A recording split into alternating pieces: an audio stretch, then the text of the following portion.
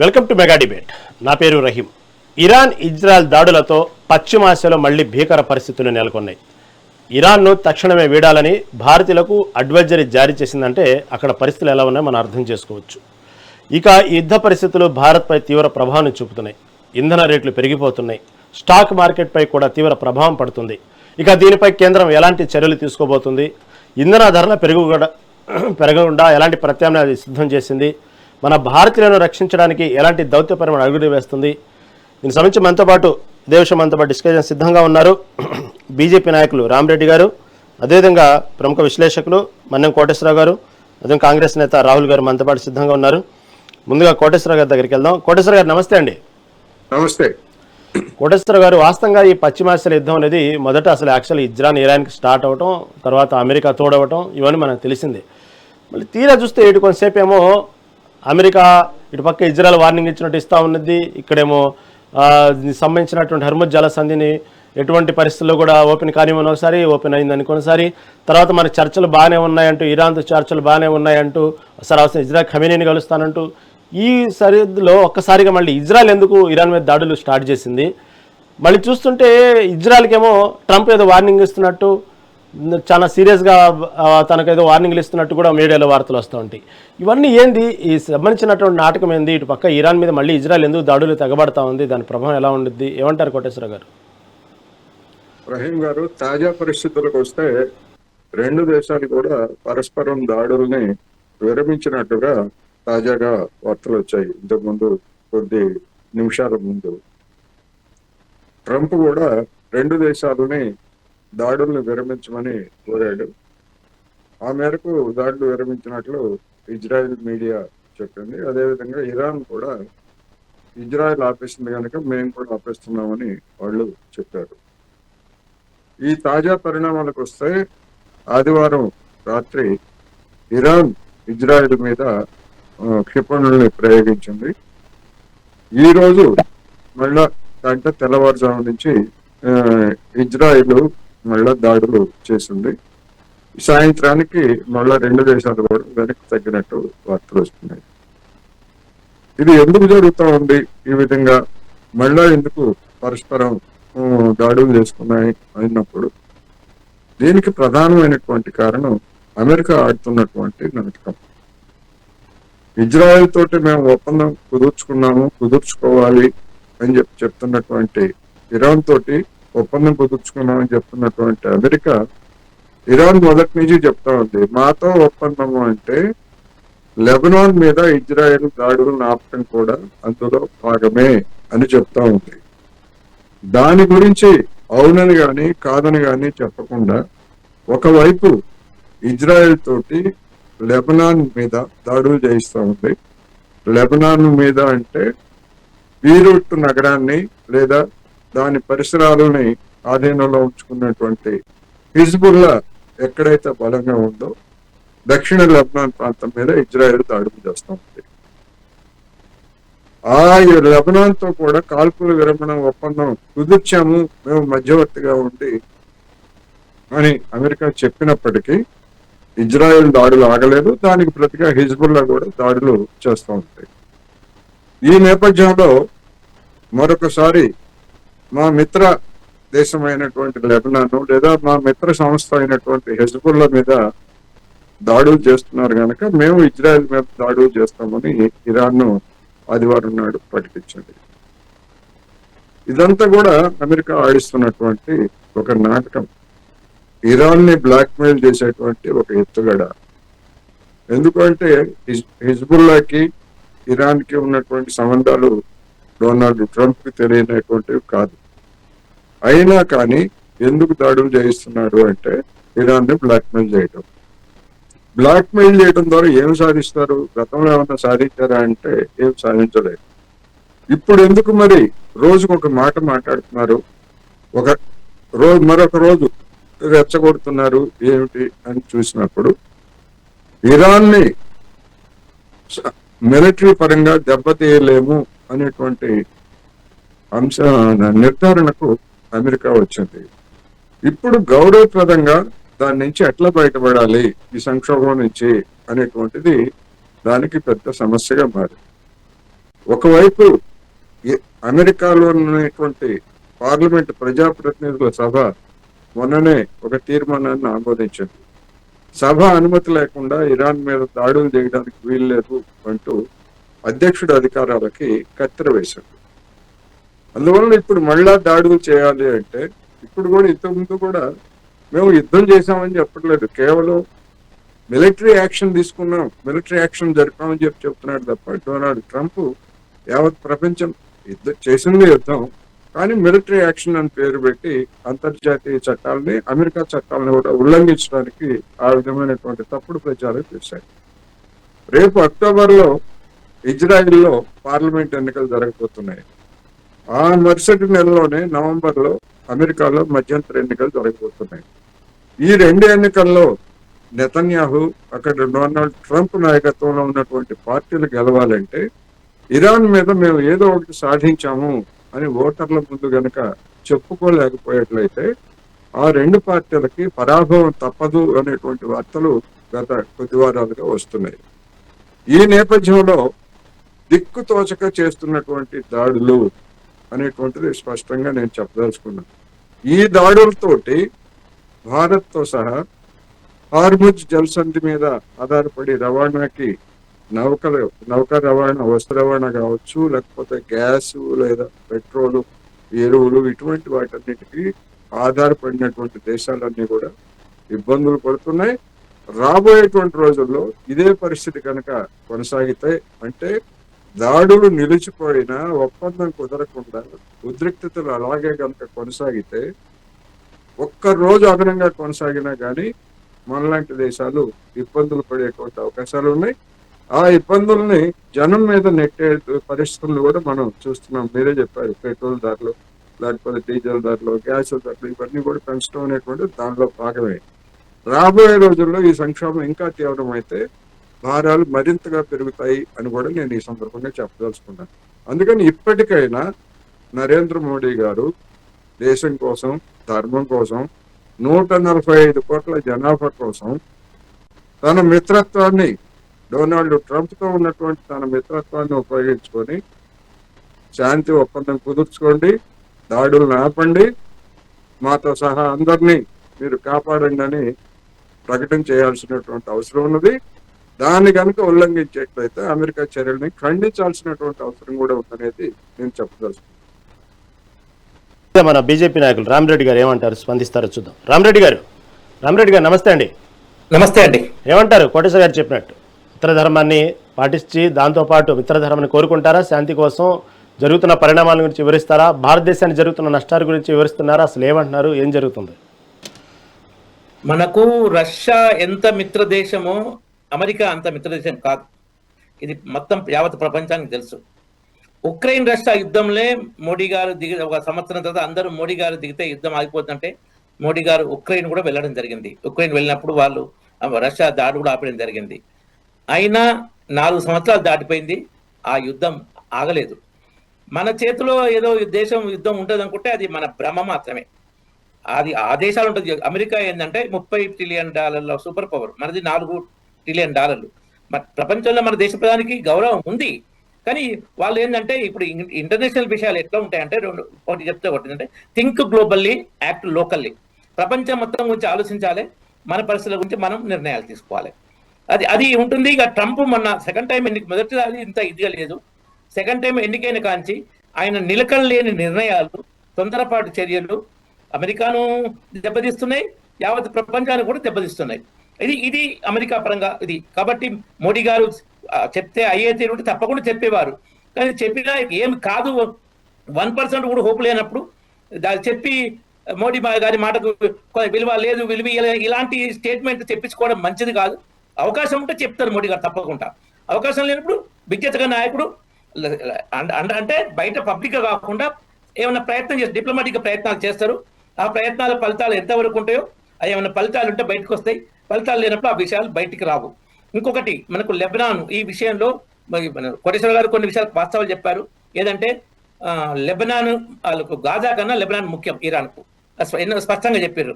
Lebanon లో యుద్ధం ఆగితేనే ఈ మొత్తం యుద్ధం ఆగుతుంది, ఇది వాస్తవం, అందులో ఎలాంటి అనుమానం లేదు. అయితే లెబనాన్ గురించి మనం చూడాలంటే దశాబ్దాల నుంచి అక్కడ అశాంతి ఉంది. నేను సివిల్స్ 1985 రాశాను. ఆ టైంలో కొంచెం క్వశ్చన్స్ వచ్చిందంటే 85 తర్వాత ఒక స్టేట్మెంట్ వచ్చింది ఏంటంటే శ్రీలంకలో ఎల్టిటి ద్వారా తీవ్రవాదం పెరిగి చాలా హింస జరుగుతుంటే శ్రీలంకను ఎట్లా కోట్ చేశారంటే Switzerland of the east became Lebanon of the east. ఒకప్పుడు స్విట్జర్లాండ్ లాగా పీస్ఫుల్ గా ఉండే శ్రీలంక, అది ఇప్పుడు లెబనాన్ లాగా హింసాత్మక దేశం లాగా దాదాపు 4 దశాబ్దాల క్రితం. అంటే 4 దశాబ్దాలకు పైగా లెబనాన్ లో హింస ఉంటూనే ఉంది. అది ఆ తర్వాత ఏమైందంటే 1989లో యుఎస్ఎస్ఆర్ కొలాప్స్ అయినాక ఈ టూ సూపర్ పవర్స్ అనేది లేకుండా అమెరికా ఎక్కువైనాక వెస్ట్ ఏషియా మీద అమెరికా పెత్తనం పెరిగింది. యుఏఈ కానీ, సౌదీ కానీ, కువైట్ కానీ ఈ దేశాల మీద అమెరికా పెత్తనం పెరిగినాక ఇక్కడ ఇరాన్ లో ఆ యాంటీ అమెరికా వైఖరి తర్వాత దాదాపు 2 దశాబ్దాలుగా వస్తూ అక్కడ ఏంటంటే న్యూక్లియర్ విషయంలో ఇటు యుఏఈకి, మన సౌదీ అరేబియా, కువైట్ కు అనుమానాలు ఉన్నాయి ఇరాన్ మీద. అమెరికా కూడా ఏంటంటే అమెరికా ఏంటంటే ఈ వెస్ట్ ఏషియా అనేది ఫ్యూయల్ సెంటర్, పశ్చిమాసియా అనేది ఇంధన కేంద్రం ప్రపంచానికి. దాని మీద సూపర్ పవర్ గా నా పెత్తనం ఉండాలి, నేను దోసుకోవాలన్నది సహజంగా అమెరికా దశాబ్దాలుగా చేస్తుంది. అది కంటిన్యూ అవుతుంది. దానికి దేశాలు సహకరిస్తున్నాయి. యుఏఈ, మన సౌదీ, కొన్ని దేశాలు అమెరికాతో మిత్రత్వం. ఎందుకంటే వాళ్ళకు ఇంతకుముందు ఇరాన్ ఇరాక్ యుద్ధం కూడా జరిగింది, 7 సంవత్సరాల పైగా జరిగింది. Iran Iraq 2 ఆలిన దేశాలే. రెండో జరిగితే అప్పుడు బుత్రోస్ గాలే ఉండే యుఎన్ సెక్రటరీ జనరల్. ఆలిన దేశాల యుద్ధంతో ప్రపంచానికే ప్రమాదం ఏర్పడ్డదని ఆయన స్టేట్మెంట్ ఇచ్చారు. కాబట్టి ఆ సెంటర్ పశ్చిమాసియా ఏంటంటే ఎప్పుడు యుద్ధాలకు, హింసాత్మక వాతావరణానికి కేంద్ర బిందువుగా ఉంది. ఇందులో అమెరికా చర్యలు కూడా దానికి ఆజ్యం పోస్తున్నాయి. ఆడ ఇజ్రాయెల్ ఎప్పుడైతే వచ్చినాక ఇజ్రాయెల్ లేకుండా చేయాలని కొన్ని మత విశ్వాసాలు, జ్యూసు, ఈ విధంగా ఇవన్నీ ఏవైతే కొన్ని ఉన్నాయో, దాంతో కొన్ని ఉగ్రవాద సంస్థలు ఉన్నాయో, ఆ ఉగ్రవాద సంస్థలు కొన్ని దేశాలు అయితే పోషిస్తున్నాయో ఇవి కూడా మూలాలు ఉన్నాయి. ఇవే టోటల్ రెస్పాన్సిబుల్ కాదు, కానీ ఇవి కూడా కొంత రెస్పాన్సిబుల్. దీన్ని అమెరికా ఓ విధంగా వాడుకుంటే అమెరికా వ్యతిరేక దేశం ఇంకోటి ఇరాన్ తమ చేతిలో పెట్టుకోవాలని రకరకాల ప్రయత్నాలు జరుగుతున్నాయి. వాటి గురించి చర్చాలంటే మనకు వారం రోజులు కూడా సరిపోదు. కాబట్టి అలాంటి పరిస్థితులు ఏంటంటే అక్కడ ఉన్న ఈ ట్రంప్ మాటలకు ఇప్పుడు ముఖ్యంగా నమ్మలేని పరిస్థితి వచ్చింది. శాంతి అంటాడు, తెల్లారి మళ్ళీ దాడి జరుగుతుంటది. కాబట్టి ఆడ అదొక ఉంది. ఇరాన్ ఏంటంటే ఆ సుప్రీం ఆయన చనిపోయినాక ఇప్పుడున్న ఆయన రష్యాలో ఉన్నట్టు ఆయన పరిస్థితి తెలియదు. ఎవరి చేతిలో పెత్తనం ఉందంటే డైరెక్ట్ గా ఒక ఎలక్టెడ్ గవర్నమెంట్ కానీ ఏం లేదు అక్కడ.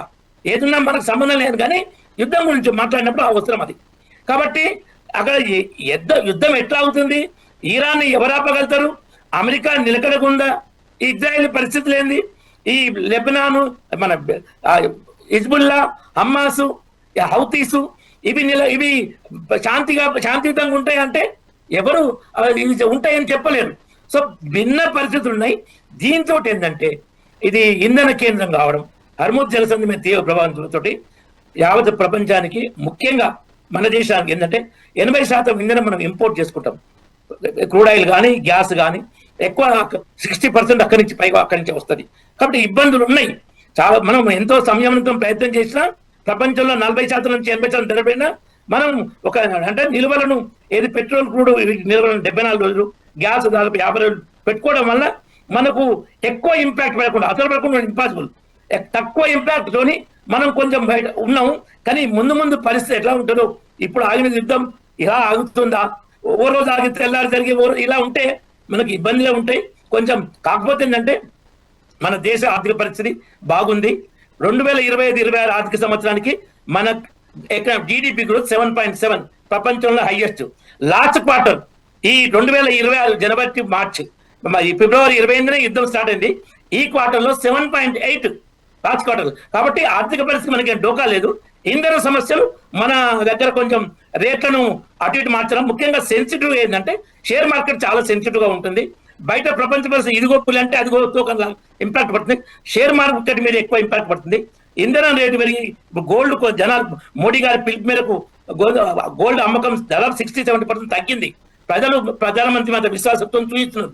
కానీ రూపీ వాల్యూ 96 దాటి ఇప్పుడు 95 కిందికి పోయిండే, మళ్ళీ ఈ రోజు ఒక 76 పైసలు పెరిగి 95-60 ఉంది. కొంచెం ఇబ్బందులు ఉన్నాయి. అది యుద్ధాన్ని బట్టి ఉంటూనే మన ప్రభుత్వం అయితే దాన్ని సమర్థవంతంగా డీల్ చేస్తుందని భావిస్తున్నాను. రైట్. రాహుల్ గారు ఏమంటారు చూద్దాం. రాహుల్ గారు మనతో పాటు ఉన్నారు, కాంగ్రెస్ నేత. రాహుల్ గారు నమస్తే అండి. రాహుల్ గారు చెప్పండి. రాహుల్ గారు, ఇరాను ఇటు ఇజ్రాయెల్ మధ్య జరుగుతున్నటువంటి ఎప్పుడైతే యుద్ధం దాదాపు కొద్దిసేపటి క్రితమే దాదాపుగా శాంతి మార్గంలో వెళ్తుంది అన్నట్టు అర్థమవుతున్నట్టు అన్నారు కోటేశ్వర గారు, ట్రంప్ మాటలను గౌరవించి. కాకపోతే ఇక్కడ ప్రస్తుత పరిస్థితిని బట్టి భారతదేశం దీని మీద జరుగుతున్నటువంటి ఆ యుద్ధాల మీద ఒక ప్రభావం ఏ విధంగా ఉండబోతుంది? వాస్తవంగా భారత ప్రభుత్వం యుద్ధ ప్రభావం నుంచి నిజంగానే ఇందాక రామరెడ్డి గారు చెప్పినట్టు మనం సేఫ్ మోడ్లో ఉన్నామా? ఏమంటారు రాహుల్ గారు? సార్, ముందుగా మీకు ప్యానల్ పెద్దలకి మెగాన్ వీక్షకులకు అందరికీ నమస్కారం సార్. ఈరోజు ఒక భారతదేశం అంటే ప్రపంచంలో జనాభా గల మొట్టమొదటి స్థానంలో ఉంది ఈరోజు. దానికి ముందుగా మన భారతీయులపై మనం అందరం గర్వపడాలి. అట్లాంటి భారతదేశం ఈ రోజు ఎన్నో త్యాగాలు, ఎన్నో పోరాటాలు చేసి మరి ఈ రోజు మనం స్వేచ్ఛగా బతుకుతున్నాం అంటే అది గొప్ప గొప్ప మేధాలు. అట్లాంటి స్వేచ్ఛ రాను జనరేషన్ కి అందలేకపోతున్నాం. ఎందుకంటే మనం చూసే ఉన్నాం, ఎక్కడో ఇరాన్ ఇజ్రాయెల్ మీద యుద్ధం జరుగుతుంటే ఈరోజు ఇంధనం మీద మనం దెబ్బ పడితే మొత్తం రాష్ట్రాల దేశం మొత్తం ప్రతి ఒక్క రాష్ట్రం మొత్తం దెబ్బ పడిపోయింది. ఈ రోజు అదే విధంగా మళ్ళీ కొత్త ఇంధనం తీసుకొచ్చి మీరు చూసే ఉంటారు, E85 కొత్త ఇంధనం తీసుకొచ్చి కొత్త పెట్రోల్ అని చెప్పి అదొక డ్రామాగా తీసుకొచ్చి బీజేపీ వాళ్ళు ఒక పబ్బం గడుపుతారు. మేము ఒకటే చెప్తున్నాం బీజేపీ వాళ్ళకి, దేశం ఆర్థిక కోసం, దేశం పెట్టుబడుల కోసం, దేశం కోసం, అభివృద్ధి కోసం ముందుకు పోతుందా బీజేపీ పార్టీ? చిత్తశుద్ధి ఎందుకు? మోడీ గారు తలుచుకుంటే ఇంతసేపట్లో ఆపగలరు. మోడీ గారు పెద్దనాటి ఇందాక రామరెడ్డి గారు అన్నట్టు రష్యా అనేది మన అందరికి మిత్ర దేశమే. అమెరికా అనేది పెద్ద శత్రువుగానే చూస్తుంది భారతదేశాన్ని. అది తెలియదు మోడీ గారికి. కానీ ఒకప్పుడు పోయి కావలించుకొని ట్రంప్ గారికి కావలించుకున్నప్పుడు అది ఆ రోజు పోలేదా? ఇది మనకి ముప్పై అని చెప్పి ట్రంప్ మనకి ఏదానికైనా అంగీకరిస్తాడా? ఒకదానికి కూడా ఆయన చేతులారా సైన్ పెట్టాడు. ఒక ట్యాక్స్, ప్రతి ఒక్క దాని మీద ట్యాక్స్, ఏ దిగుమతులు రానియకుండా అడ్డుకునేది ఒక ట్రంప్. మన అందరికీ తెలుసు, దేశ ప్రజలందరూ చూస్తారు. అట్లాంటి దేశ ప్రజలు చూస్తారని చెప్పి ఈ రోజు మోడీ గారు కూడా చూస్తున్నారు. కానీ వాళ్ళని ఏ విధంగా బుద్ధి చెప్పాలని చెప్పి ఈ దేశ ప్రధానమంత్రిగా మోడీ గారికి హక్కు లేదా? మనందరూ పొట్టుల మీద కొట్టే విధంగా ఇతర దేశాలు చేస్తారు. మనం ఎందుకు ఊకోవాలని చెప్పి మనం రివెంజ్ తీసుకోవాలని దేశ ప్రధానమంత్రి గారు లేదా? కానీ చిత్తశుద్ధితో పోతే, మనం ఒక కమిట్మెంట్ తో పోతే ప్రపంచ దేశాలు చూస్తాయి మనని. సార్, ఈ రోజు ఇంధనం రావచ్చేమో, రేపు భవిష్యత్తులో ఇంకోటి రాదని గ్యారంటీ లేదు కదా. సో మేమనేది ఏంటంటే కాంగ్రెస్ పార్టీ తరపు నుంచి వెళ్ళి ఇక చాలు, ఇక ఏంటంటే ఇకనైనా మేల్కొని మనది మనం కాపాడుకొని మనది మనం చూసుకోవాలి. ఎందుకంటే ఇతర దేశాల విధంగా చూసుకుంటే స్వార్థ దేశాలు అయిపోతున్నాయి, స్వార్థ దేశాల తీరుగా పాలిస్తారు. మనం అదే అట్లా కాకుండా మనం అందరికి ఇప్పటి వరకు స్వేచ్ఛ ఇచ్చినాం, ఆ స్వేచ్ఛ వాళ్ళు యూజ్ చేసుకుంటలేరు. సరే, మోడీ గారు అన్ని దేశాలన్నీ తిరుగుతారు, ఓకే, రియల్ గా ఒక గర్వకారమే. ఒక ప్రధానమంత్రిగా ఉండి అన్ని దేశాలు ఎవరు తిరగని విధంగా ఒక ప్రధానమంత్రి స్థానం నుండి అన్ని దేశాలు తిరిగి మరి పెట్టుబడుల కోసం నిరంతరం శ్రమిస్తుండు. సరే, ఇంకా బాగానే ఉన్నది. కానీ మోడీ గారికి మా సలహా సూచనలు ఏంటంటే, దేశ అభివృద్ధి కాకుండా, దేశమే కాకుండా మన దేశానికి పెట్టుబడులు తీసుకురావాలని చెప్పి మోడీ గారిని మా ఒక రిక్వెస్ట్, మా ఒక డిమాండ్. సార్, ఇంకొకటి నేను ఏంటంటే, ఈ ఇరాన్ ఇజ్రాయెల్ యుద్ధం ఆపాలంటే ట్రంప్ గారి చేతులైనా పెద్ద దేశం, ఇక్కడ మన దేశంలోనే మొట్టమొదటిగా ఉన్న జనాభా మనది భారతదేశం. మన మోడీ గారు తలుచుకోవడం కూడా ఎంతో విషయం కాదని చెప్పి దేశ ప్రజలకు తెలుసు, యావత్ ప్రపంచానికి కూడా తెలుసు. కానీ మోడీ గారు ఎందుకు ఆపలేకపోతున్నారు? అయ్యా, మా పరిస్థితి, మా భారతదేశం పరిస్థితి ఇట్లా అవుతుందని చెప్పి ఒక పిలుపు, ఒక లేఖ ధరణ మాట్లాడొచ్చు కదా. సరే, అది పోని ట్రంప్ గారు మాట్లాడుతున్నా, ఫోన్ మాట్లాడుతున్న ట్రంప్ గారు మోడీ గారితో తెలుసుకుంటున్నా అని చెప్పంటున్నారు. తెలుసుకోవడం దేని గురించి సార్? మన ఆర్థిక వ్యవస్థలన్నీ ఈ రోజు దెబ్బలు తిరుగుతున్నాయి. ఒక పెట్రోల్ వలన ఈ రోజు మనం ఈ స్థితికి వచ్చినామంటే రేపు ఇంకా భవిష్యత్తులో ఇంకేదైనా వస్తే మనం తట్టుకోగలుగుతామా అని చెప్పి ముందు చూపుతో మేము కాంగ్రెస్ పార్టీ తరపు నుంచి మేము ఆలోచన చేయమని చెప్పి మోడీ గారికి విజ్ఞప్తి చేస్తున్నాం. ఎందుకంటే సరే, మోడీ గారు ఏ విధంగా కొనసాగిస్తారో, రాజకీయాలు అనేది వస్తుంటాయి, ఎలక్షన్లు అన్నప్పుడు ఎలక్షన్ చూసుకున్నాం. కానీ ఒక దేశ ప్రధానమంత్రిగా మా పార్టీలు ఏదైనా వ్యక్తిగతంగా ప్రధానమంత్రి కావాల్సి మేము అందరం గౌరవిస్తాం, సహకరిస్తాం. ఆనాడు రాహుల్ గాంధీ గారు కూడా సింధూర్ కోసం ఈ పాకిస్తాన్ మీద చేసినప్పుడు కూడా మా Congress party leader of opposition గారు కూడా స్వాగతించారు. మేము ఎక్కడ రాజకీయాలు చేయాలో, ఎక్కడ తగ్గాలో, ఎక్కడ నెగ్గాలో మా అందరికీ తెలుసు, మా కాంగ్రెస్ పార్టీ వాళ్ళకి. సరే, మేము మోడీ గారు అదే అంటున్నాం సార్, ఆచితూచి అడుగులు వేస్తున్నారు. కాస్త ఇంకా ఆచితూచి జరిపోదు ప్రపంచ దేశాలకి. భారతదేశం అంటే ఏందో మన వాల్యూ వాళ్ళకి చూపించాలి అని చెప్పి మా ఒక కాంగ్రెస్ పార్టీ తరపు నుంచి మా డిమాండ్ సార్. రాహుల్ గారు ఓకే ఓకే రైట్ అండి. కోటేశ్వర గారు ఇందాక రామిరెడ్డి గారు ఒక ప్రస్తావనలో వాస్తవంగా రష్యా మిత్రదేశమే, ఇటు అమెరికా మిత్రదేశమే అయినప్పటికీ కూడా రష్యా అంత మిత్రదేశం మనకు అమెరికాతో పోల్చుకోవద్దన్నారు. అదేవిధంగా ఇటు పక్క ఇజ్రాయెల్ మనకు మిత్రదేశమే, ఇరాన్ కూడా మనకు మిత్రదేశమే. అయినప్పుడు కూడా ఎందుకో కొంత భారతదేశం వ్యవహరించే తీరులో చూస్తే ఇరాన్ కంటే కూడా కొంచెం ఇజ్రాయెల్కే ఎక్కువ ప్రేమ చూపిస్తూ ఉంటారు, ఇజ్రాయెల్ గురించే ఎక్కువ సత్సంబంధాలతో కలిగి ఉంటారు. ఒక పక్క ఇరాన్తో కూడా మంచి సంబంధాలు ఉన్నాయి. ఎక్కడ జరుగుతుంది వాస్తవంగా? మనం ఇజ్రాయెల్తో పాటు ఇరాన్ ఈ రెండింటితో పోల్చుకుంటే మనం వాస్తవంగా ఏ దేశం మీద మనం ఎక్కువగా సత్సంబంధాలు పెంచుకోవచ్చు అంటారు మీ అవగాహన బట్టి? ఇరాన్ మనకి మిత్ర దేశమే. ఇప్పుడు కాదు, దశాబ్దాల తరబడి లేదా శతాబ్దాలకు పూర్వమే ఇరాన్ తోటి మన హైదరాబాద్కి, మన దేశానికి రష్యా నుంచి వచ్చినటువంటి వాళ్ళు సంబంధాలు ఉన్నాయి. 2019లో డొనాల్డ్ ట్రంప్ ఇరాన్ తోటి చమురు కొనుగోలు చేయొద్దు అంటే 2019 నుంచి మన దేశం నిలిపేసింది. ఎందుకు నిలిపేసింది అనేటువంటిది మన ప్రధానమంత్రి గారు చెప్పరు. ఏమిటి అంటే అదొక దౌత్యం అంటారు. మరి ఇజ్రాయిల్ యుద్ధానికి ప్రారంభానికి ముందు 2 రోజుల ముందు ఇజ్రాయిల్ వెళ్ళొచ్చారు. ఎందుకు వెళ్ళొచ్చారంటే ఆయన చేసినటువంటి వ్యాఖ్యలు ఎంత వివాదాస్పదమని మనం చూసాం. మంది మాతృదేశం ఇజ్రాయెల్ పితృదేశం అని చెప్పిన అసందర్భంగా చెప్పినటువంటి మాటల్ని ఏ విధంగా జనం ఎద్దేవా చేశారో కూడా చూసాం. రామిరెడ్డి గారు ఉక్రెయిన్ గురించి ప్రస్తావించారు.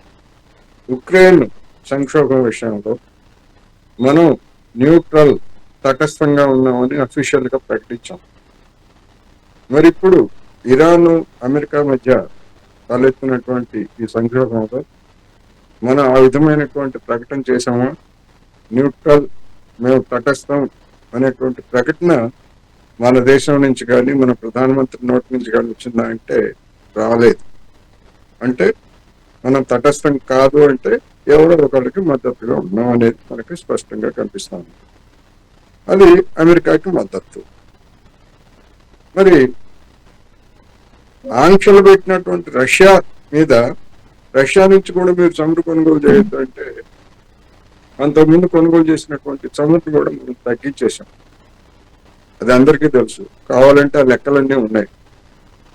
అలాగే ఈ సంక్షోభం ప్రారంభమైన తర్వాత అదే డొనాల్డ్ ట్రంప్ మీరు ఇరాన్ నుంచి ఆయిల్ కొనుగోలు చేయొచ్చు, లేకపోతే రష్యా నుంచి ఆయిల్ కొనుగోలు చేయొచ్చు అని అనుమతి ఇచ్చాడు. ఎవరికి అనుమతి ఇచ్చాడు? భారతదేశంతో సహా అనేక దేశాలకు అనుమతి ఇచ్చాడు.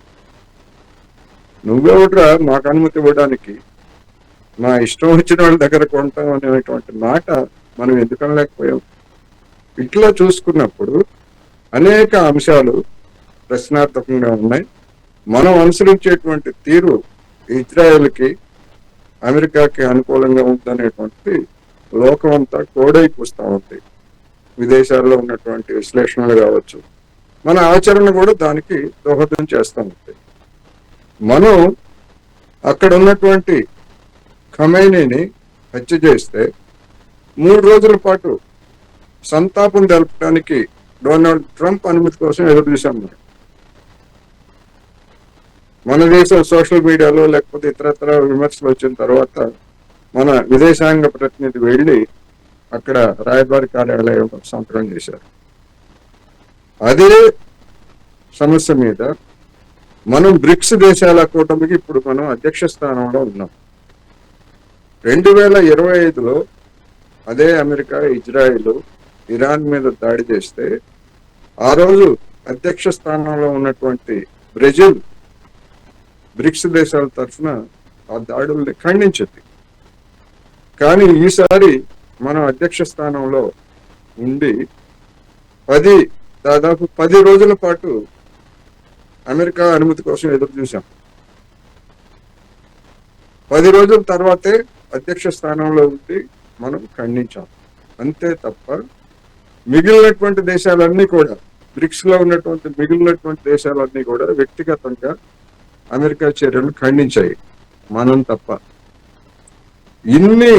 ఈ విధమైనటువంటివన్నీ కూడా చెప్తూ ఇదంతా కూడా దౌత్యం, మన దేశానికి అనుకూలమైనటువంటి దౌత్యము, ఇట్లాంటి కబుర్లన్నీ కూడా చెప్తున్నారు. ఏం సాధించారు దీనివల్ల, ఈ దౌత్యం వలన?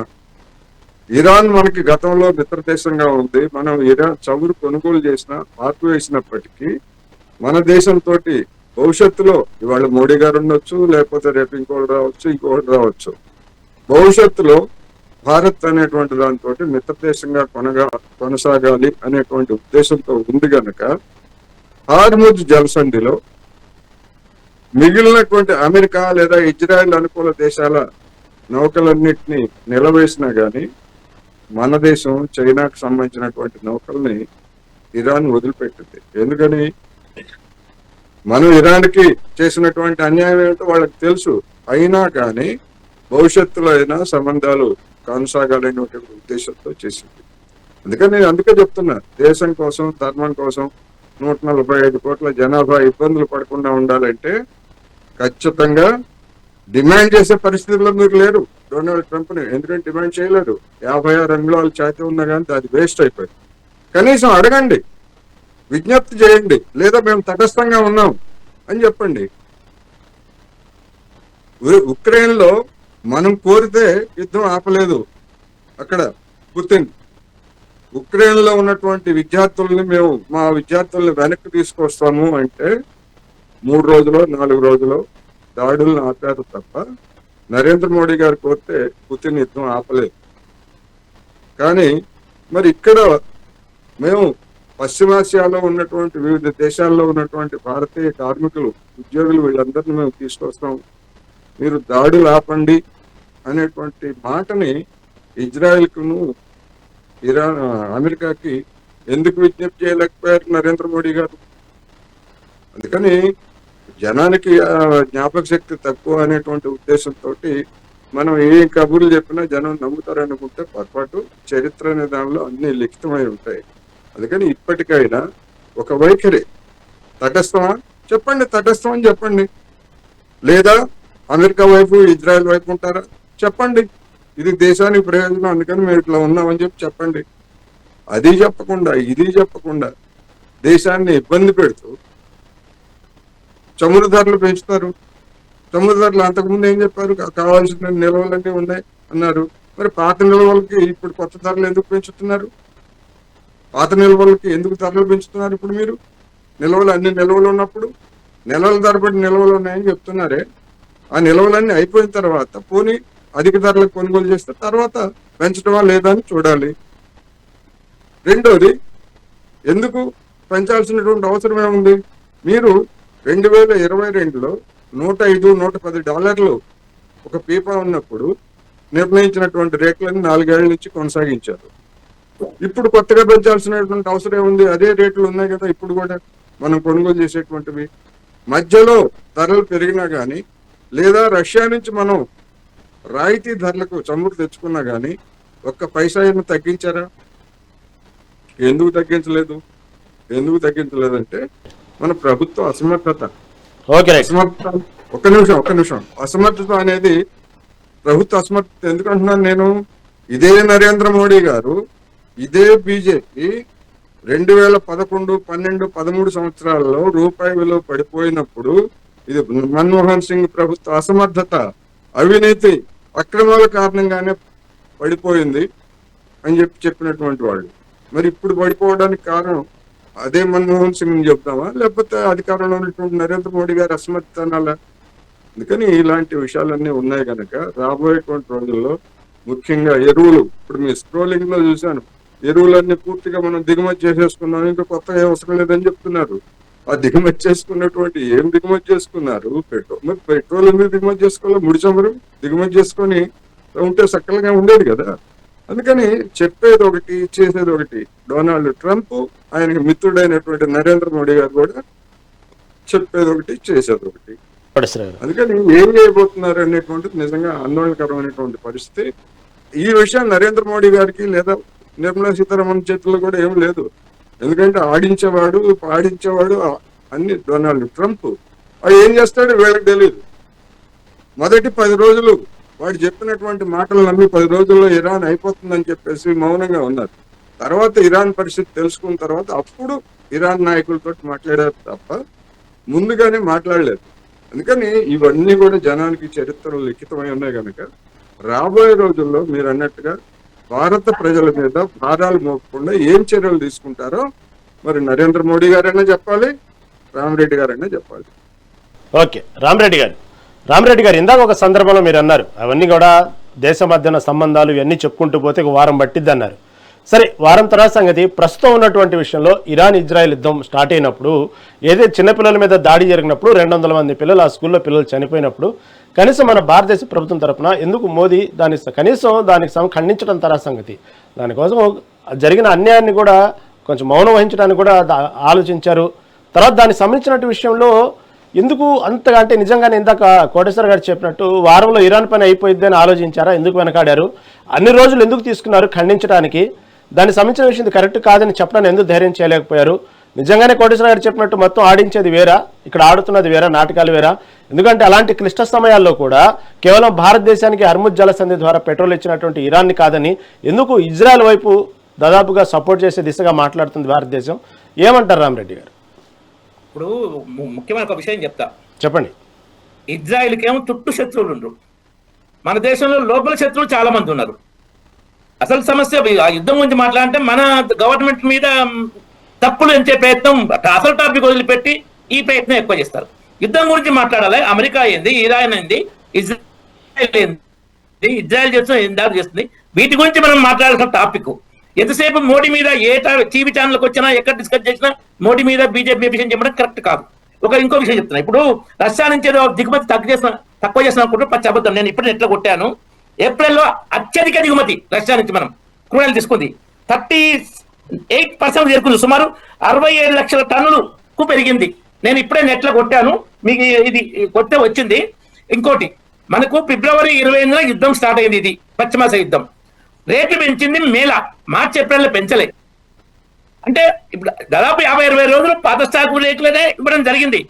ప్రపంచంలో 4 సంవత్సరాలు పెట్రోల్ 5 రాష్ట్రాల ఎన్నికలు కూడా ఉన్నాయి అప్పుడు. ఓకే చెప్పండి. ప్రపంచంలో 4 సంవత్సరాలు పెట్రోల్ డీజిల్ రేట్లు పెంచని ఏకైక దేశం మన దేశమే. అయినా మన దేశమే బురద ప్రయత్నం చేస్తాం. ఇంకో విషయం ఏంటంటే, ఇప్పుడు ఈ బయట దేశాల్లో 40 నుంచి 80% పెరిగింది రేట్లు, మన దగ్గర 10%. మెయిన్ ఇంకో విషయం గుర్తేంటంటే, మన్మోహన్ సింగ్ ప్రభుత్వము ఆయిల్ బాండ్స్ తోటి 150,000 కోట్ల అప్పు చేసి పెట్టింది. అది మోడీ ప్రభుత్వం 2021 తర్వాత రీపేమెంట్ స్టార్ట్ అయింది. ఇదే ఇరాన్ కు 40,000 కోట్ల బిల్ పెండింగ్ పెట్టింది మన్మోహన్ సింగ్ ప్రభుత్వం, అది మోడీ ప్రభుత్వమే చెల్లించింది. ఇవన్నీ ఉన్నాయి. ఈ తర్వాత కాంగ్రెస్ ప్రభుత్వం 50 ఏళ్ల పైగా దేశాన్ని పాలించిన మన నిల్వలు పెంచే ప్రయత్నం ఎప్పుడు పెద్ద చేయలే. వాజ్పేయి ప్రభుత్వం పీరియడ్ లో 50 రోజులకు చేరుకుంది. మళ్ళీ మోడీ గారు వచ్చినాక మళ్ళీ ఇంకో 24 పెంచి 74 రోజులు చేరుకుంది. సో మనకక్కడ నిల్వలు ఉన్నాయి కాబట్టి 2 నెలల వరకు రేట్లు పెంచలేదు. గ్యాస్ నిల్వలు ఆ స్థాయిలో ఉంటాయి, గ్యాస్ నిల్వలు తక్కువ ఉంటాయి, క్రూడ్ ఆయిల్, పెట్రోల్, డీజిల్ ఉంటాయి. సో ఆ విధంగా ఏంటంటే తక్కువ ఇంపాక్ట్ మన మీద పరిచిస్తున్నాం.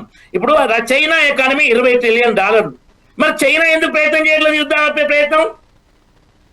చైనా ప్రయత్నం చేసి చైనాకు పోయొచ్చాడు ఎవరు? అమెరికా అధ్యక్షుడు. మన భారతదేశానికి రాలే.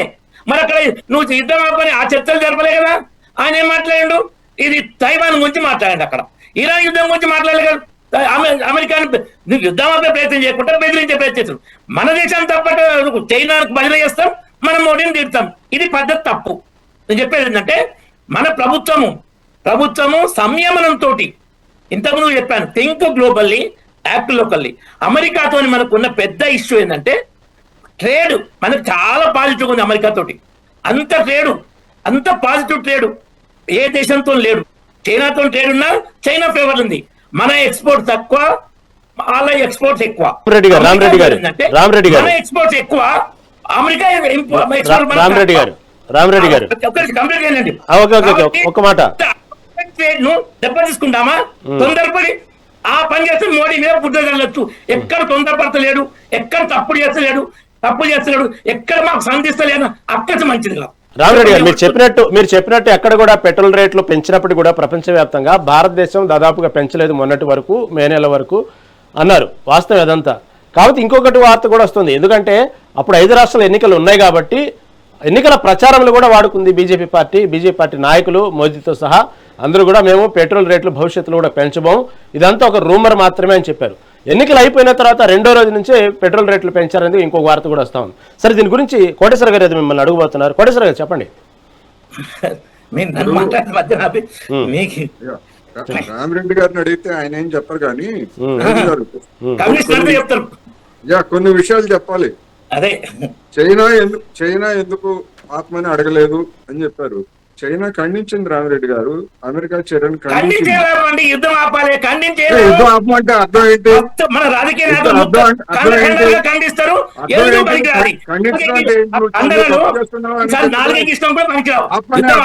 తెలుగు తెలియకపోతే నేనేం చేయలేను. ఖండించడమే కాదు, ఐక్యరాజ్య సమితిలో ఇరాన్ కు వ్యతిరేకంగా అమెరికా పెడితే వీటో చేసింది చైనా, రష్యా. మీకు తెలియకపోతే ఎలాగా? మన దేశ ఉగ్రవాదులు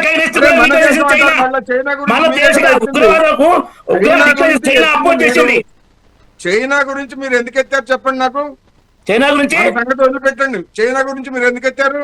మన దేశం ఆపే ప్రయత్నం చేయాలంటారు. వినండి చెప్తా.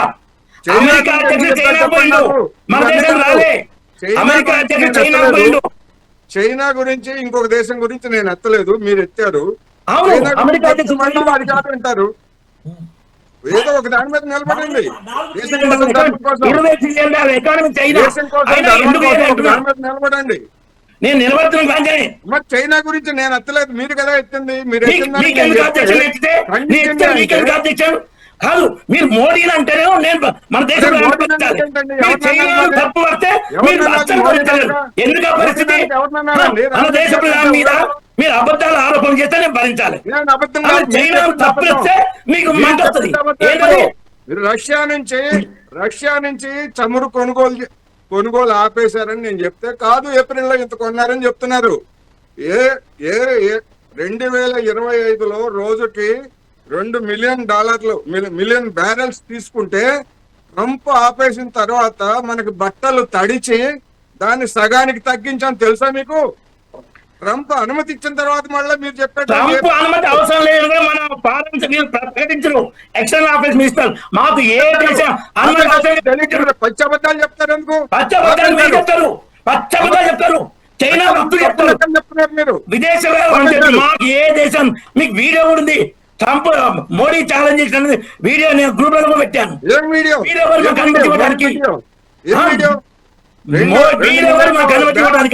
మిలియన్ తగ్గించారు మీరు 2026 చివరిలో. 2025లో ఎందుకు తగ్గించారంటే ఏప్రిల్లో పెంచుకున్నారు. మీ యజమాని ఇప్పుడు సమస్య కాదండి. మీ యజమాని సమస్య వేరే దేశాలతో రిలేషన్స్ ఉన్నాయి. అనుమతి ఇచ్చాడు కనుక నేను మాట్లాడుకోవచ్చు. మీ యజమాని అనుమతి ఇచ్చాడు మీకు. మీకే యజమాని, మాకు యజమాని లేడు. మీకు యజమాని ఉండు వేరే దిక్కులు, మాకెవరు యజమాని లేడు. ఒక నిమిషం రహీం గారు, నేను ముఖ్య విషయం చెప్తా. రహీం గారు చెప్పండి. రామరెడ్డి గారు చెప్పండి. కోటేశ్వర ఒక్క నిమిషం అండి. కోటేశ్వర గారు ఒక్క నిమిషం. రామరెడ్డి గారు అడుగుతారంట. రామరెడ్డి గారు చెప్పండి. రామరెడ్డి గారు మీరు కంటిన్యూ. 2 మిలియన్ బ్యారెల్ నుంచి కోటేశ్వర గారు ఒక్క నిమిషం. ప్లీజ్ కోటేశ్వర ఒక్క నిమిషం. రామరెడ్డి గారు కంటిన్యూ. 1968-69లో organisation of Islamic countries meeting మరొక రబ్బాద్ జరిగితే ఇందిరాగాంధీ అప్పటి విదేశాంగ మంత్రి ఫక్రుద్దీన్ అలీ అహ్మద్ ను ఆ మీటింగ్ పంపితే వాళ్ళు ఇండియా ఇస్లామిక్ దేశం కాదు, ఇస్లామిక్ నేషన్స్ మీటింగ్ మీరు ఎట్లా వస్తారని లోపలికి అనుమతి చేయకుండా ఎయిర్పోర్ట్ నుంచే రిటర్న్ పంపిస్తే ఒక మ్యాగజైన్ లేచిండు. తర్వాత సుష్మా స్వరాజ్ గారు విదేశాంగ మంత్రి ఉన్నప్పుడు యుఏఎన్ మీటింగ్ అయితే ఇస్లామిక్ నేషన్స్ మనం గెస్ట్ స్పీకర్ పిలిచిండ్రు. గెస్ట్ స్పీకర్ గా మోదీ ప్రధాని ఉన్నప్పుడు అద్భుతమైన రిలేషన్స్ మనకు అర్పణది. ఇరాన్ కాశ్మీర్ విషయంలో ఆపరేషన్ సింధూర్ లో పాకిస్తాన్ సపోర్ట్ చేసింది. ఇరాన్ కాశ్మీర్ విషయంలో ఆపరేషన్ సింధూర్ విషయంలో పాకిస్తాన్ సపోర్ట్ చేసింది. రష్యా లాగా మన అమెరికా కూడా పాకిస్తాన్ సపోర్ట్ చేయాలి, అయినా కానీ మనం రిలేషన్ మెయింటైన్ చేశాం. కాబట్టి అన్ని గుర్తుపెట్టి టర్కీకి భూకంపం వచ్చినప్పుడు ఎంతో సాయం చేసాం, అది మనకే ఎదురు తిరిగింది. సో ఇట్లా కొన్ని దేశాలను చేసినప్పుడు మనం సంయమనంతో నిర్ణయాలు తీసుకుంటాం. అది దాన్ని అర్థం కాకపోతే అర్థం కాదు తప్పు. మన కాశ్మీర్ మీద అమెరికా వాడు వ్యతిరేక తీర్మానం పెట్టినప్పుడు అడ్డుకుంది ఇరాన్. మన కాశ్మీర్ మీద అమెరికా వాడు వ్యతిరేక తీర్మానం అబద్ధాలు మాట్లాడు. రాహుల్ గారు, రాహుల్ గారు చెప్పదు. రెండు రకాలు చెప్పండి. 1955 లో అప్పటి అమెరికా అధ్యక్షుడు ఐసెన్హవర్ ఇండియాకు వస్తున్నా అంటే టూర్ కు క్వశ్చన్ చేశారు జర్నలిస్టు. కాశ్మీర్ ఇష్యూ ఉంది కదా మీరు అట్లా అంటే అది ఆల్రెడీ డిజాల్వ్డ్, ఆయన అమెరికా దృష్టిలో it is dissolved, no more issue. 55 America అధ్యక్షుడు స్టేట్మెంట్ ఇచ్చిండు ఐసెన్హవర్. నాకు తెలుసు, నేను సివిల్ ఎప్పుడు కాశ్మీర్ విషయంలో అట్లా చెప్పలేదు. చెప్పింది ఐసెన్హవర్ ప్రెసిడెంట్ ఇన్ 1955. చెప్తున్నారు మీరు అబద్ధాలు ఎప్పుడైనా మీకు చైనా భజన చేయాలి, మన దేశాన్ని తిట్టాలి. కమ్యూనిస్టుల బుద్ధి అంతా, కమ్యూనిస్టులు ఏంటంటే మేఘ ఉన్న పుల్లాగా అనిష్టం వచ్చి బీజేపీ విషయం చెప్తారు. ఎంత ఓపిక పెట్టా భరించలేనప్పుడు ఇట్టే ఉన్న విషయాలు చెప్పాల్సి వస్తుంది. కమ్యూనిస్ట్ అందులో వచ్చి బీజేపీ చెప్తారు, అది నమ్మడు. అది అందరూ చేస్తుంది, చాలా ఉన్నాయి కమ్యూనిస్టులు చెప్తారు, మేము చెప్పాం. అందుకే కమ్యూనిస్ట్ ముక్త భారత్ అయింది. దేశంలో ఏ రాష్ట్రంలో కూడా కమ్యూనిస్ట్ ప్రభుత్వం లేదు. కమ్యూనిస్ట్ వాస్తవం అన్ని అబద్ధాలు. ఓకే రామరెడ్డి గారు, okay okay right right. Communism గురించి ఎందుకు ఇది చర్చ? కమ్యూనిజం గురించి కాదు, నేను కమ్యూనిస్ట్ కాదు, జర్నలిస్ట్ మాట్లాడుతున్నాను. నేను తెలుసు కమ్యూనిజం గురించి మీకెందుకు? Right right, okay okay right అండి. రాహుల్ గారు, రాహుల్ గారు, రాహుల్ గారు, రాహుల్ గారు వింటున్నారు కదా? రాహుల్ గారు right right right, okay Rama Reddy గారు ప్లీజ్. రామరెడ్డి గారు ఒక్క నిమిషం, రామరెడ్డి గారు, కోటేశ్వర గారు, రామరెడ్డి గారు, రామరెడ్డి గారు ఒక్క నిమిషం, మీరు వేరే చెప్తున్నారు. రైట్ రామరెడ్డి, కోటేశ్వర ఒక్క నిమిషం. రాహుల్ గారు, రాహుల్ గారు మన్మోహన్ సింగ్ హయాంలో నుంచి అప్పట్లో ఆ సమయంలో జరుగుతున్నటువంటి విషయాలు, అప్పట్లో ఈ విధంగా కావాల్సినంత నిల్వలు ఉంచుకునే విషయాలు ఇవన్నీ అవగాహన లేదు. బీజేపీ ప్రభుత్వం వచ్చిన తర్వాతే మోదీ హయాంలో 15 ఏళ్లలో అవగాహన చేసుకుంటూ ఈరోజు మనం ఆర్థికంగా నిలబడ్డాం కాబట్టి ఇలాంటి సంక్షోభంలో కూడా మనం ఈరోజు ఇలా బయటపడ్డాము, అందరికంటే మెరుగ్గా ఉన్నామంటున్నారు రామరెడ్డి గారు. వాస్తవంగా మన్మోహన్ సింగ్ ముందస్తు చూపు లేకుండా అలా చేశారా? ఏమంటారు రాహుల్ గారు? సార్ అవన్నీ అవస్థలు సార్, శుద్ధ తప్పు. వచ్చింది ఇప్పుడు 12 ఏళ్ళు అవుతుంది వాళ్ళ బీజేపీ వచ్చి. మన్మోహన్ సింగ్ కాంగ్రెస్ పార్టీతో పోల్చుకున్నంత సత్తా బీజేపీ పార్టీకి ఉందా? నవ్వుతారు. ఒకసారి రోడ్ మీదకి వచ్చి రమ్మని చెప్పి రామరెడ్డి గారిని కానీ బీజేపీ నాయకులందరూ ఏ చౌరస్తా కలిసి వస్తారో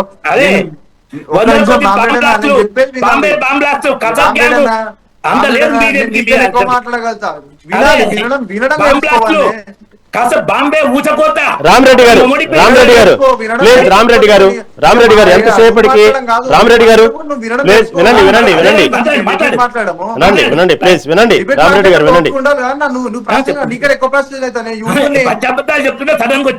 సరేనండి, బీజేపీ సోషల్ మీడియా ప్రచారం చేసేది కూడా వాస్తవాలంటే ఓకే రైట్ రైట్. రాహుల్ గారు, కోటేశ్వర్ గారి మీద మాట్లాడేటప్పుడు, కాంగ్రెస్ పార్టీ మీద మాట్లాడేటప్పుడు నేను మధ్యలో మాట్లాడలేక అనుకుంటున్నాను. రామరెడ్డి గారు మీ బీజేపీ ప్రభుత్వం గురించి బట్టలు ఇవ్వలేదు అనుకుంటున్నాను. నేను నాకు చేత కాదనుకుంటున్నా. మా కాంగ్రెస్ పార్టీకి చేసే తప్పులు మీరు కడుక్కోవాలి. ఏం మాట్లాడుతున్నారు అసలు? మన్మోహన్ సింగ్ తో కాంగ్రెస్ పార్టీతో పోల్చుకున్నంత బీజేపీ పార్టీకి ముఖం ఉందా? నేను అడుగుతున్నా. ఎందుకంటే ఘోరం ఓడిపోయింది 2014లో, ఎందుకంటే ఘోరం ఓడిపోయింది. కాంగ్రెస్ పార్టీ ఒకటే క్వశ్చన్, దేవులను అడ్డం పెట్టుకొని, రాముని అడ్డం పెట్టుకొని, హనుమాన్ అడ్డం పెట్టుకొని కాంగ్రెస్ పార్టీ అట్లాంటి బతుకు కాదు. కాంగ్రెస్ పార్టీ నిజాయితీ అడుగుతుంది. మీరు దేవుల మీద రాజకీయాలు కాంగ్రెస్ పార్టీ అవుట్. మిమ్మల్ని ఇటాలియన్ కాంగ్రెస్, ఇండియన్ కాంగ్రెస్ కాదు, ఇటాలియన్ కాంగ్రెస్. అది ఎవరి రామరెడ్డి గారు, మీరు అద్దులు దాటుతున్నారు. మరి నేను వేరే మాట్లాడాల్సి వస్తుంది. మరి మీరు బాధపడాల్సి వస్తుంది. బీజేపీ నేను కూడా మాట్లాడడానికి. కాంగ్రెస్ పార్టీ. నేను అడుగుతున్నా. కాంగ్రెస్ పార్టీ ఓట్లు మరి దేనికైనా సిద్ధంగా ఉండాలి. దేశ పౌరసత్వం తీసుకోకుండా దిక్కు లేక ఫోటో ఎట్లయింది? మంత్రులు ఈడ ఉన్నారు. దేశ పౌరసత్వం తీసుకోకుండా ప్రధాని కోడలి ఉండి 17 ఏళ్ళు దేశ పౌరసత్వం తీసుకోకుండా ఓటర్ లిస్ట్ లో పేరు ఎక్కించుకుంది. ఒక్కరికి మాట్లాడడానికి రాదు, చేత కాదు, ఒక్కరికి సంస్థ రాదు. ఎంపీలు ఇంతమంది ఉన్నారు తెలంగాణ రాష్ట్రం. చాలా ఇంట్లో కూర్చోమని చెప్పారండి. ఇంకొక మాట మాట్లాడితే మాత్రం తెలంగాణ ప్రజల గురించి, భారతదేశ ప్రజల గురించి మాట్లాడితే కాంగ్రెస్ ఎమ్మెల్యేలు ముస్లింలే. రేవంత్ రెడ్డి ఏమన్నాడు?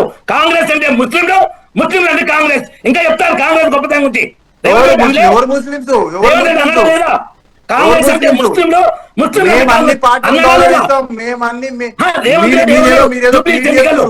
ఇంకా చెప్తారు గొప్ప కాంగ్రెస్ గొప్పతనం. లెక్క చెప్పు. 10 ఏళ్ళ యూపీఏ పాలలో బాంబ్ బ్లాస్ట్ ఎన్ని జరిగినాయి? నీ చేతులతో లెక్క చెప్పు. ఓకేనండి కోటేశ్వర గారు, ఊచకోత మీద మన్మోహన్ సింగ్ ప్రభుత్వం ఏం చర్యలు తీసుకుంది?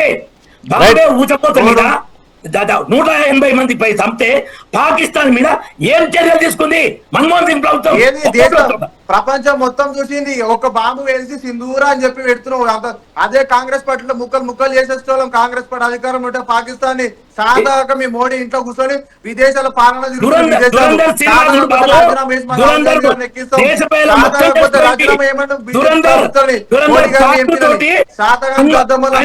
ఆర్థిక శాఖ మంత్రి రామరెడ్డి గారు ఒక్క నిమిషం. రాహుల్ గారు ఒక్క నిమిషం.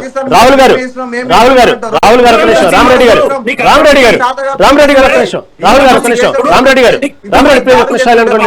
రాహుల్ గారు మీరు ఒక్క నిమిషం కూలుకోండి. ప్లీజ్ ఒక్క నిమిషం కూలుకోండి. రాహుల్ గారు ఒక్క నిమిషం కూల్. రాహుల్ గారు ఒక్క నిమిషం కూల్. కోటేశ్వర గారు రాహుల్ గారు ఒక్క నిమిషం కూల్. రాహుల్ గారు రామరెడ్డి గారు ఒక్క నిమిషం. రామరెడ్డి గారు ఒక్క నిమిషం. రాహుల్ గారు ఒక్క నిమిషం. కోటేశ్వర ఒక్క నిమిషం. రాహుల్ గారు ఒక్క నిమిషం. ప్లీజ్ రాహుల్ గారు ఒక్క నిమిషం. రాహుల్ గారు ఒక్క నిమిషం అండి. రాహుల్ గారు రామరెడ్డి గారు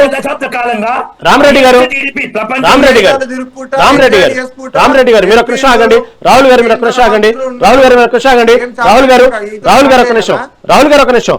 కోటేశ్వర గారు రాహుల్ గారు ఒక నిమిషం అండి. రాహుల్ గారు ఒక నిమిషం. రాహుల్ గారు ఒక నిమిషం అండి. ప్లీజ్ అండి. రాహుల్ గారు ఒక నిమిషం ఆగండి. రామరెడ్డి మీరేందండి? రామరెడ్డి గారు మీరు అర్థం చేసుకోండి. రామరెడ్డి గారు ఒక నిమిషం అండి. రాహుల్ గారు ఒక నిమిషం. ప్లీజ్ రాహుల్ గారు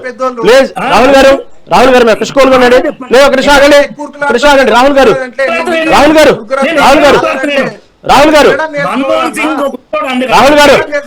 ఒక నిమిషం. రామరెడ్డి గారు మీరు సీనియర్ అండి, ఎందుకు ఇలా డిస్టర్బ్ చేస్తున్నారు? రామరెడ్డి గారు మీరు ఎందుకు డిస్టర్బ్ చేస్తున్నారు? మాట్లాడలేదు. ఇప్పుడు మీరు మాట్లాడారా? రామరెడ్డి గారు మీరు మాట్లాడారా? రామరెడ్డి గారు కొంచెం ప్లీజ్ అండి, కొంచెం అర్థం చేసుకోండి. మీరు సీనియర్ ఏమి మాట్లాడడం కరెక్ట్ కాదు. మీరు మాట్లాడారా? రాహుల్ గారు ఒక్క నిమిషం ఆగండి. రాహుల్ గారు ఒక్క నిమిషం.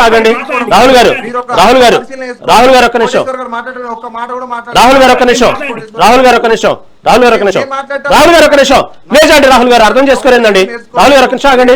ఏందండి రాహుల్ గారు మీ వరకు మాట్లాడుకుంటూ వెళ్ళిపోతారా? రాహుల్ గారు ఆగండి. మీరు మీ వరకు మీరు మాట్లాడుకుంటూ వెళ్ళిపోతారా?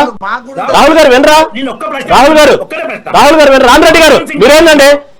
రామరెడ్డి గారు మీరు సీనియర్ ఏమండి బాబు ఇలా బిహేవ్ చేస్తున్నారు? రామరెడ్డి గారు ఒక నిమిషం ఆగండి. రామరెడ్డి గారు. కోటేశ్వర గారు ఇందాక రామరెడ్డి గారు చెప్పినట్టు వాస్తవంగా జూబ్లీహిల్స్ ఉప ఎన్నికల సందర్భంగా రేవంత్ రెడ్డి మాట్లాడుతూ కాంగ్రెస్ అంటే ముస్లిమ్స్ అంటే కాంగ్రెస్, ఆయన మాట్లాడిన వ్యాఖ్యల్లో ముస్లింస్కు ఇతర పార్టీలతో పోల్చుకుంటే కాంగ్రెస్ పార్టీలోనే సెక్యూరిటీ ఉంది, కాబట్టి కాంగ్రెస్ పార్టీ ముస్లింస్కు వెన్నుదన్ను ఉంది అనేటువంటి సందర్భంలో ముస్లింస్ అంటేనే కాంగ్రెస్ అంటే ముస్లింస్ అన్నారు. ఈ వ్యాఖ్యల్ని పదే సందర్భం వచ్చినప్పుడల్లా బీజేపీ వాడుకుంటా ఉంది. దాంతోపాటు వాస్తవంగా మన్మోహన్ సింగ్తో పోల్చుకునేంతగా ఉందా అంటూ రాహుల్ గారు చేసిన వ్యాఖ్యలో పోల్చుకున్నప్పుడు అనేక ప్రశ్నలు ఏమన్నారు రామరెడ్డి గారు? మీరు వినే ఉన్నారు, ఏమంటారు కోటేశ్వర గారు? రహీం గారు, రామరెడ్డి గారు చెప్పినటువంటి అబద్ధాల్లో మన్మోహన్ సింగ్ గారు ఇరాన్ దగ్గర ఆయిల్ కొనుగోలు చేసి డబ్బులు చెల్లించలేదు అనేటువంటిది ఒక పెద్ద పచ్చి అబద్ధం, హిమాలయం అంత అబద్ధం. ఆ సమయంలో ఆ సమయంలో ఇరాన్ మీద అమెరికా, ఐరోపా దేశాలు బ్యాంకింగ్ లావాదేవీలు అంటే భారతదేశం లేదా ఇరాన్ తోటి భారతదేశంతో సహా ఏ దేశం కూడా బ్యాంకింగ్ లావాదేవీలు జరపడానికి వీల్లేదన్నప్పుడు మనం డబ్బులు చెల్లించాలన్నా కూడా అక్కడ వ్యవస్థ లేదు. అందుకని అది బకాయి పడింది. ఆ పేరుతోటి ఇరాన్కి ఇట్లా బకాయి పెట్టారు 1,70,000 కోట్లు 1,40,000 కోట్లు అనే పేరుతోటి నరేంద్ర మోడీ సర్కారు మన దేశంలో 16,50,000 కోట్లు మన జేబుల నుంచి కొలగొట్టింది సెస్సుల రూపంలో. అది చెప్పరు. అసలు విషయం అదైతే ఆయన ఏదో బకాయి పెట్టాడు. ఆయిల్ తీసుకుంది మనం, కొనుక్కున్నది మనం, అనుభవించింది మనం. అమెరికా వాడు, ఐరోపా వాడు ఆంక్షలు పెడితే మన బ్యాంకింగ్ వ్యవస్థ ఎలా కాకపోతే నిలవ ఉండిపోయినాయి. ఆ ప్రభుత్వం తర్వాత వచ్చినటువంటి ప్రభుత్వానికి దానికి చెల్లించాల్సినటువంటి బాధ్యత ఉంటది. కానీ దాన్ని కూడా రాజకీయం చేసినటువంటి ఎందుకు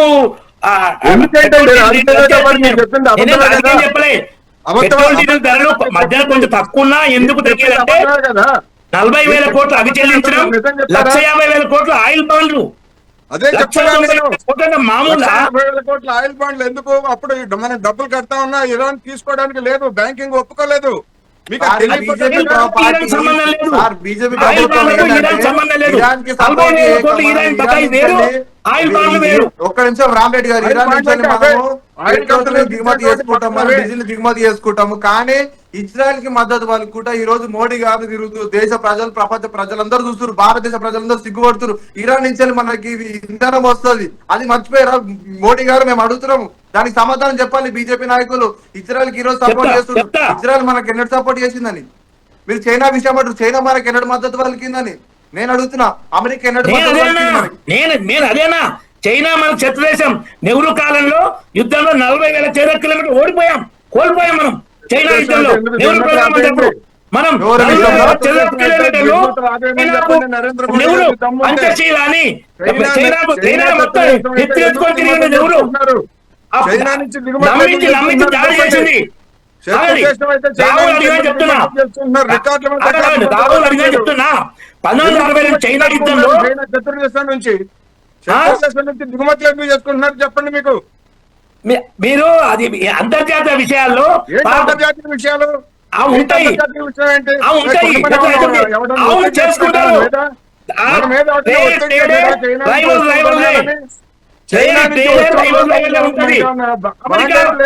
కాదు, అమెరికా చైనా శత్రుత్వం లేదా? ట్రేడ్ జరగట్లేదా? అమెరికా చైనా శత్రుత్వం లేదా? ట్రేడ్ జరగట్లేదా?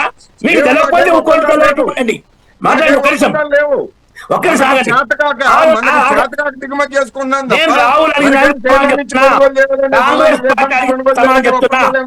మధ్యలో డిస్టర్బ్ చేయకండి. కాంగ్రెస్ పార్టీ అడిగిన సమాధానం చెప్తున్నా. ఆగండి. కాంగ్రెస్ పార్టీ అడిగిన సమాధానం చెప్తున్నా. మీరు ఎందుకంటే ఆగండి. అబద్ధాలు చెప్తారు. అబద్ధాలు చెప్పట్లేదు. మిమ్మల్ని చైనా నుంచి మిమ్మల్ని ఎవడన్నా అడిగాడా? చైనా వాడు అడిగాడా? లేకపోతే అంతర్జాతీయ ఒప్పందం ఉందా? ఏది అంతర్జాతీయ ఒప్పందం లేదు, చైనా వాడు అడగలేదు. మన దగ్గర సరుకు లేక మనం కొనుక్కుంటున్నాం. ఇప్పుడు అంత మన ఇప్పుడు ఏ దేశమైనా కొనుక్కుంటుంది కనుక్కుంటుంది.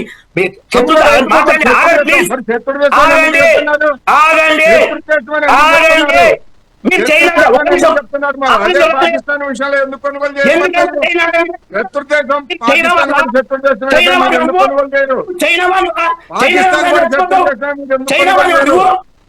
కాంగ్రెస్ సమాధానం చెప్పలేవు. నేను కాంగ్రెస్ సమాధానం చెప్తున్నా. రామరెడ్డి అన్న, చైనా వాళ్ళు అట్లా మనం విమర్శించుకుంటున్నాం. మీకు సమాధానం చెప్తున్నా. కాదు, మీకు సమాధానం చెప్తున్నా. మీరు అడిగినానికి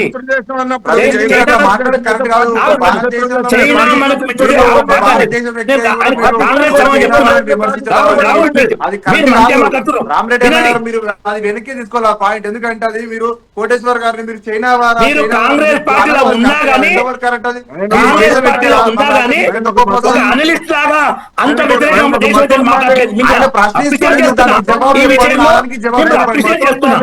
కానీ ఒక నిమిషం మీరు అడిగిన సమాధానం చెప్తా. మీరు అడిగిన సమాధానం చెప్తా. రామరెడ్డి గారు ఆయన ఎట్లాగా మాట్లాడతాడు? ఆ, వచ్చే మతం ఆగండి, ఆగండి, ప్లీజ్. మాట్లాడతారు. ఎవరి మతం మనకు తెలుసు కానీ వచ్చే మతం మాత్రం అట్లాగే అదే లాల్ సలాం కొట్టేవాళ్ళు మతం మాదులు, రామరెడ్డి గారు లాల్ సలాం అనడం కొట్టేటోళ్ళు కరెక్ట్ మతం కాదన్నా. నేను రామరెడ్డి గారు రాహుల్ మీతో అనడం మాట్లాడతా. కరెక్ట్. కోటేశ్వర్ గారు అనడం కరెక్ట్ కాదు. ఎందుకంటే మీరు చైనా వారడం దాన్ని వెనుక తీసుకోవాలని నా ఒక రిక్వెస్ట్, నా ఒక డిమాండ్ కాంగ్రెస్ పడతారు. మీరు బీజేపీ ఒక్క నిమిషం రాహుల్ మీతో ఒక్క నిమిషం ప్లీజ్, ఒక్క నిమిషం. మీరు చైనా మనకు మిత్రదేశం అట్లెట్ అంటారు, శత్రుదేశం అంటే అవును చైనా శత్రుదేశం అని అంటే ఎందుకు ట్రేడ్ చేస్తున్నామని ఆయన మధ్య డిస్టర్బ్ చేసిండు. అవును మరి చైనా మీరు అనగానే చైనా విషయం తీసుకొచ్చారు కాబట్టి ఆయన ప్రశ్న అడిగిన ఫస్ట్ నేను ఇప్పుడు అడగడం కాదు. అది చెప్పినా, అది చెప్పినా అమెరికాతో యుద్ధ పాపమని ఎందుకు చేయాలంటే మనది $4 trillion ఎకానమీ, చైనాది అమెరికా అధ్యక్షుడు చైనాకు పోయిండు, చైనా ఏం ప్రయత్నం చేసింది అన్న ఆ రెఫరెన్స్ అమెరికా అధ్యక్షుడు ఇండియాకు రాలే. ఇంకోటి అమెరికా అధ్యక్షుడు పాకిస్తాన్ ఆర్మీ చీఫ్ మునీర్ ను డిన్నర్ లంచ్ కు పిలిచి దావత్ అయితే మళ్ళీ మోడీ గారు నమ్మంటే పోలే మోడీ గారు నాకు వీలు కాదు, కెనడా నుంచి పోలే G7 మన నాయకులు ఎందుకంటే పాకిస్తాన్ ఆర్మీ చీఫ్ అంతా పిలిస్తే మనం ఎందుకు పోతాం? మన దేశ గౌరవం కాపాడతాం, మన దేశ గౌరవం కాపాడతాం. మోడీ గారు దేశ పర్యటనను పని చేసుకోమని చెప్పండి మనం మోడీ ఓకే, రామరెడ్డి గారు రైట్ రామరెడ్డి గారు ఓకే, చర్చలో పాల్గొన్నందుకు రామరెడ్డి గారికి, మన్యం కోటేశ్వర గారికి, రాహుల్ గారికి ధన్యవాదాలు తెలియజేసుకుంటూ, ఏదైనప్పుడు కూడా ఇరాన్ ఇజ్రాయెల్ దాడులతో పశ్చిమాసియాలో మళ్లీ భీకర పరిస్థితులు నెలకొన్న సందర్భంలో ట్రంప్ మాటని గౌరవించి ఇటు ఇజ్రాయెల్ ఇటు ఇరాన్ కూడా దాదాపుగా సీజ్ ఫైర్ దిశగా ముందుకెళ్తున్నట్టు వార్తలు వస్తున్నాయి. కాబట్టి అందరూ శాంతిని కోరుకుంటాం. కాబట్టి దాదాపుగా మళ్ళీ ఇలాంటి పశ్చిమాసియాలో మళ్ళీ ఇలాంటి భీకర పరిస్థితులు రాకూడదని కోరుకుంటూ మెగా 9 తరఫున ఇది ఈనాటి మెగా డిబేట్. చూస్తూనే ఉండండి మెగా 9 టీవీ.